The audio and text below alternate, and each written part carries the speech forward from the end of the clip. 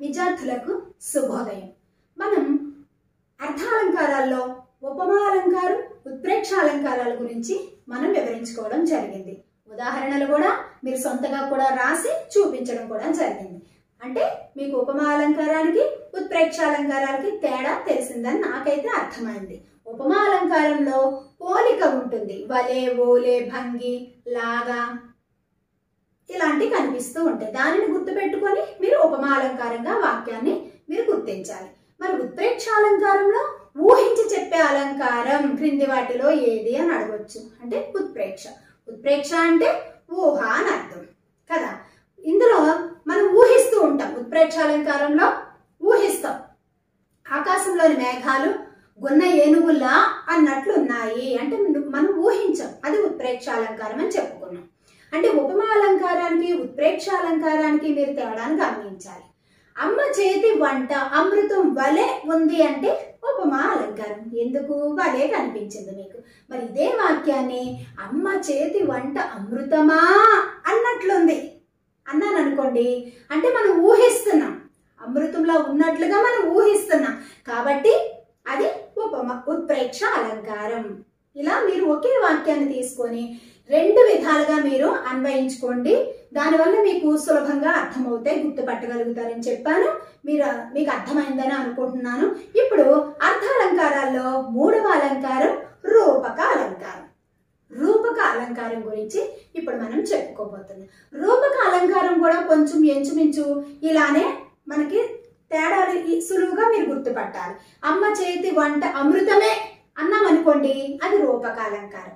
అంటే ఏంటంటే దీని యొక్క లక్షణాన్ని మనం చూసుకుంటే ఉపమేయ ఉపమానాలకు. ఉపమేయం అంటే వస్తువు దేన్నైతే పోలుస్తున్నాము, ఉపమానం అంటే దేనితో పోలుస్తున్నాము మనం చెప్పుకున్నాం. ఇప్పుడు ఉపమేయ ఉపమానాలకు అంట రెండిటి మధ్య భేదం ఉంటుంది, కానీ భేదం లేనట్లుగా చెప్పేదే రూపక అలంకారం.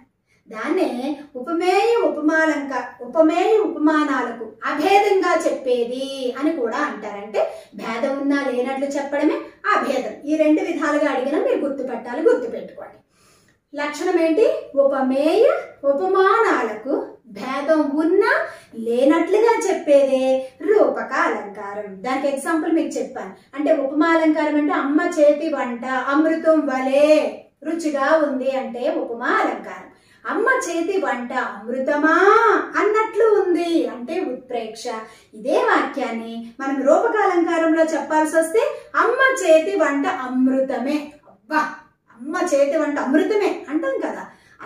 అంటే ఏంటి? రెండిటి మధ్య అమృతానికి అమ్మ చేతి వంటకి భేదం లేదా అంటే భేదం ఉంది, కానీ మనం భేదం లేనట్లుగా చెప్పాం అక్కడ.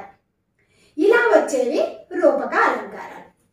ఇంకొకటి రూపక సమాస పదాలు ఉన్న చోట, అంటే రూపక సమాస పదాలన్నీ కూడా రూపక అలంకారాలుగానే మనం గుర్తించాలి. అజ్ఞానంధకారం అంటే అజ్ఞానం అనేది అంధకారం అని మనం సమాసపదంగా విగ్రహవాక్యంగా రాస్తాం.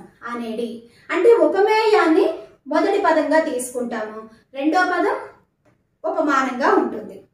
అంటే రెండిటి మధ్య భేదం ఉన్నా లేనట్లుగా చెప్పడం. అజ్ఞానం అనేది అంధకారం.